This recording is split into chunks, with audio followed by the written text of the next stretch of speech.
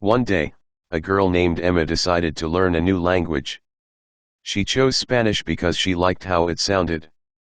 Emma was excited but knew it would be hard. First, Emma got a book for beginners. The book had words and pictures. Emma started to learn new words every day. She said, "Hola" means hello in Spanish. Emma also watched videos online.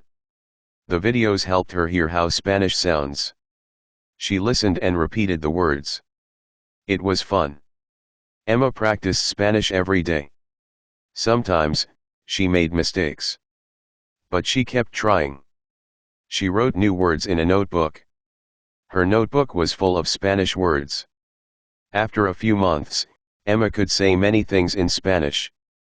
She could say, "My name is Emma. I am learning Spanish." She was proud of herself.